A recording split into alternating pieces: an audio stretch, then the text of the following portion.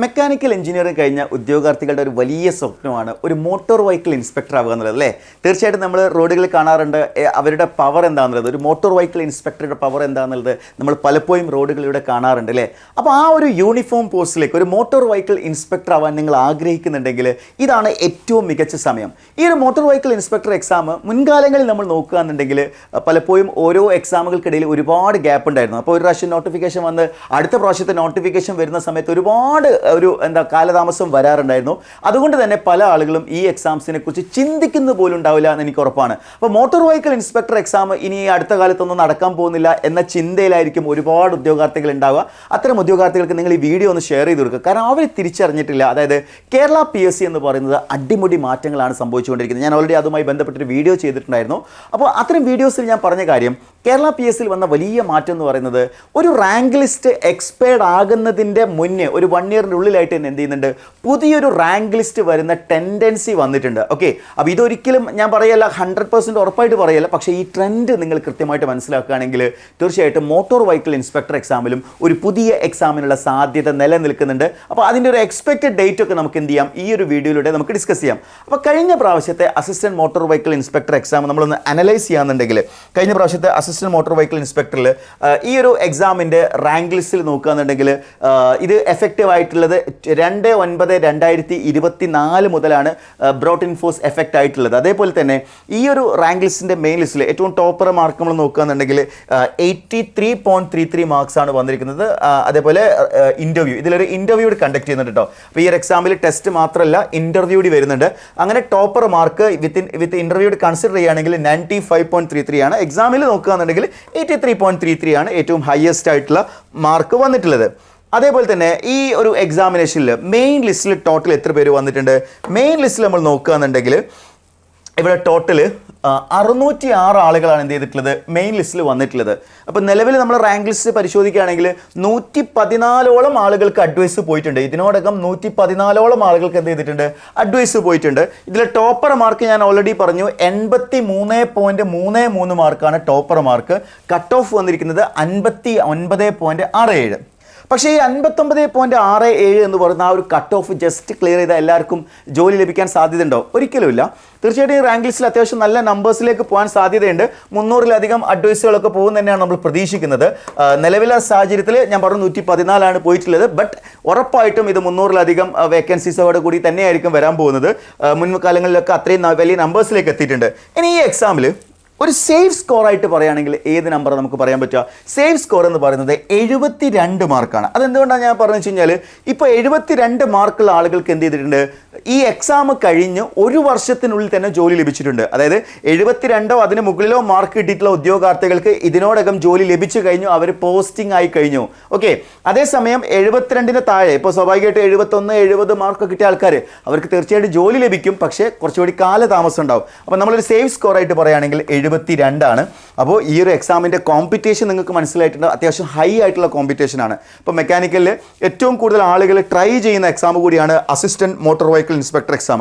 അപ്പോൾ ഈ എക്സാമിൻ്റെ ഈ ഒരു കോമ്പറ്റേറ്റീവ് ലെവൽ നിങ്ങൾ മനസ്സിലാക്കുകയാണെങ്കിൽ നിങ്ങൾ അടുത്ത തവണ നിങ്ങൾ പ്രതീക്ഷിക്കേണ്ട സേഫ് സ്കോർ 72 ആയിരിക്കില്ല, ഉറപ്പായിട്ടും അത് 75+ പോകാനുള്ള സാധ്യതയുണ്ട്. ഞാൻ ഉറപ്പായിട്ടും പറയാൻ കാരണം ഈ ഒരു എക്സാമിൻ്റെ സാധ്യതകളെക്കുറിച്ച് മെക്കാനിക്കൽ എഞ്ചിനീയേഴ്സ് കൃത്യമായിട്ട് മനസ്സിലാക്കിയിട്ടുണ്ട്.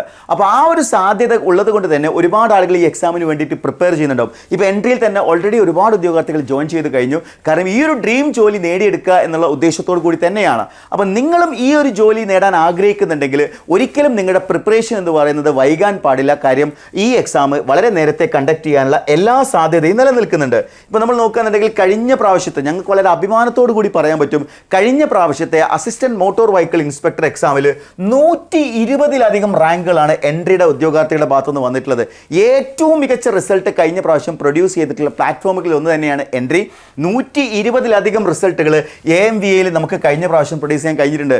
കഴിഞ്ഞ പ്രാവശ്യം എന്ന് പറയുമ്പോൾ സ്വാഭാവികമായിട്ടും എൻട്രി ടെക്നിക്കൽ സ്റ്റാർട്ട് ചെയ്ത സമയത്ത് നമ്മൾ ആദ്യത്തെ ബാച്ചിൽ നിന്ന് തന്നെയാണ് ഈ ഒരു റിസൾട്ട് നമുക്ക് മെക്കാനിക്കലിൽ അസിസ്റ്റന്റ് മോട്ടോർ വെഹിക്കിൾ ഇൻസ്പെക്ടറിൽ നമുക്ക് പ്രൊഡ്യൂസ് ചെയ്യാൻ കഴിഞ്ഞിട്ടുള്ളത്. ഇതേ റിസൾട്ട് ഇനി വരാനിരിക്കുന്ന എക്സാംസുകളിലും ഇതിലും മികച്ച രീതിയിൽ തന്നെ നമുക്ക് പ്രൊഡ്യൂസ് ചെയ്യും എന്നുള്ള ആ ഒരു ഉറപ്പ് കൂടി ഞങ്ങൾ നിങ്ങൾക്ക് നൽകുകയാണ്. അപ്പോൾ നമ്മുടെ ഈ ഒരു എക്സാമിൽ ഇതിൻ്റെ ഒരു എക്സ്പെക്റ്റഡ് നോട്ടിഫിക്കേഷൻ നമ്മൾ പറയാൻ പോകുന്നത്. ഇത് ഞാനൊരിക്കലും ഈ ഡേറ്റ് എക്സാക്ട് ഡേറ്റ് ആയിട്ടല്ല കേട്ടോ പറയുന്നത്. നിങ്ങൾ ഒരിക്കലും അങ്ങനെ നിങ്ങൾ കൺസിഡർ ചെയ്യരുത്. കാരണം നിലവിലെ കേരള PSCയുടെ ട്രെൻഡ് മനസ്സിലാക്കിക്കൊണ്ടാണ് ഞാനിത് പറയുന്നത്. ഇപ്പോൾ ഈ റാങ്ക് ലിസ്റ്റ് എക്സ്പയർഡ് ആവാൻ പോകുന്നത് 2/9/2027 ഓക്കെ. അപ്പോൾ സ്വാഭാവികമായിട്ടും 2/9/2027 നിന്ന് ഒരു 8 മാസമെങ്കിലും നമ്മൾ പിന്നോട്ട് പോകുകയാണെന്നുണ്ടെങ്കിൽ ഒരു പക്ഷേ 2027 സ്റ്റാർട്ടിങ്ങിലോ അല്ലെങ്കിൽ 2026 എൻഡിലോ ആയിരിക്കും എന്ത് ചെയ്യാൻ പോകുന്നത്, നോട്ടിഫിക്കേഷൻ വരാൻ പോകുന്നത്. ഓക്കെ, ഒന്നെങ്കിൽ 2026 എൻഡിലായിരിക്കും അല്ലെങ്കിൽ 2027 സ്റ്റാർട്ടിങ്ങിലോ ആയിരിക്കും എക്സാമിൻ്റെ നോട്ടിഫിക്കേഷൻ വരാൻ പോകുന്നത്. ഞാനിത് പറയുന്നത് ഈ കഴിഞ്ഞ പ്രാവശ്യത്തെ എക്സാംസിനെ മാത്രം ബേസ് ചെയ്തുകൊണ്ടല്ല, നിലവിലെ കേരള PSCയുടെ ട്രെൻഡ് കൂടി മനസ്സിലാക്കിക്കൊണ്ടാണ് ഈ ഒരു ഡേറ്റ് പ്രഡിക്ഷനിലേക്ക് ഞാൻ പോകുന്നത്. അപ്പോൾ ഇത് സ്വാഭാവികമായിട്ടും ഈ ഒരു എക്സാമിന് വേണ്ടിയിട്ട് ലാസ്റ്റ് ഒരു 6 മന്ത് ഇരുന്ന് പഠിക്കുന്നതിനേക്കാൾ നിങ്ങൾ ചെയ്യേണ്ടത്, നിങ്ങളുടെ പ്രിപ്പറേഷൻ ഇപ്പോഴേ സ്റ്റാർട്ട് ചെയ്യുകയാണെങ്കിൽ ഡെയിലി ഒരു 2 മണിക്കൂർ മാറ്റി വെക്കാനുണ്ടോ? നിങ്ങൾക്ക് ഡെയിലി ഒരു 2 മണിക്കൂർ ഈ എക്സാമിന് വേണ്ടി മാറ്റി വെക്കാൻ നിങ്ങൾ തയ്യാറാണെങ്കിൽ നിങ്ങൾ ഉറപ്പിച്ചോളൂ, നിങ്ങൾക്ക് ഈ എക്സാം ക്രാക്ക് ചെയ്യാൻ പറ്റും. ഒരുപാട് ദിവസങ്ങൾ എടുത്ത് പഠിക്കേണ്ട ടോപ്പിക്കുകൾ ശരിക്കും മെക്കാനിക്കൽ വരുന്നുണ്ട്. എന്നാൽ ആ ഒരു ടോപ്പിക്കുകൾ എല്ലാം കൂടി ഒരുമിച്ച് പഠിക്കുന്ന സമയത്തുള്ള ആ ഒരു ഡിഫിക്കൽറ്റി ഒഴിവാക്കാനാണ് നമ്മൾ എന്ത് ചെയ്യുന്നത്, വളരെ എക്സ്ക്ലൂസീവായിട്ട് വളരെ നേരത്തെ തന്നെ എന്ത് ചെയ്യുന്നത്, അസിസ്റ്റന്റ് മോട്ടോർ വെഹിക്കിൾ ഇൻസ്പെക്ടറിന്റെ ബാച്ച് നമ്മൾ സ്റ്റാർട്ട് ചെയ്യുന്നത്. അപ്പോൾ നമ്മുടെ ഈ ഒരു AMVI ബാച്ചിൽ എന്തൊക്കെ കാര്യങ്ങളാണ് നിങ്ങൾക്ക് ലഭിക്കുന്നത് നോക്കാം. അത് regular monitoring and motivational session by mentors ഉണ്ട്. അതായത് നിങ്ങൾക്ക് മെന്റേഴ്സ് സപ്പോർട്ടോട് കൂടിയാണ്. അതായത് നമ്മൾ കുറേ റെക്കോർഡഡ് ക്ലാസ്സുകൾ മാത്രം തരുന്ന ഒരു പ്ലാറ്റ്ഫോം അല്ല. റെക്കോർഡഡ് ക്ലാസ്സുകൾ തരുന്നതിനോടൊപ്പം തന്നെ അത് കൃത്യമായിട്ട് മോണിറ്റർ ചെയ്യുന്നതിന് വേണ്ടി മെന്റേഴ്സ് ഉണ്ട്. അതേപോലെ വാട്സ്ആപ്പ് ഗ്രൂപ്പ് ഉണ്ട്, in touch with subject expert. അതേപോലെ വീക്ക്ലി അസസ്മെന്റ്, ലൈവ് ക്ലാസ്സുകൾ, നിങ്ങൾക്ക് കൃത്യമായിട്ടുള്ള ലൈവ് ക്ലാസ്സുകൾ ഫാക്കൽറ്റീസിൻ്റെ ലഭിക്കുകയാണ്.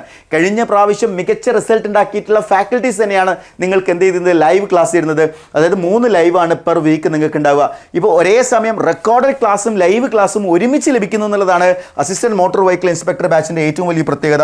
അതേപോലെ 1 ഇയർ വാലിഡിറ്റി, നിങ്ങൾക്ക് 1 ഇയർ വാലിഡിറ്റിയാണ് ഈ പറഞ്ഞ മെന്റർഷിപ്പിന് ഉണ്ടാവുക കേട്ടോ. മെന്റർഷിപ്പ് 1 ഇയർ വാലിഡിറ്റിയും അതേപോലെ ടോട്ടൽ ആപ്പ് വാലിഡിറ്റി എന്ന് പറയുന്നത് 2 ഇയറും ആയിരിക്കും. അപ്പോൾ ഈ രീതിയിലായിരിക്കും. കാരണം നമ്മളെ സംബന്ധിച്ചിടത്തോളം എക്സാം വരുന്നത് വരെ നിങ്ങൾക്ക് ഈ ഒരു കോഴ്സ് ലഭിക്കുന്നതിന് വേണ്ടിയാണ് 2 ഇയർ വാലിഡിറ്റി എന്ത് ചെയ്യുന്നത്, ആപ്പ് വാലിഡിറ്റി ആയിട്ട് നിങ്ങൾക്ക് ലഭിക്കുന്നത്.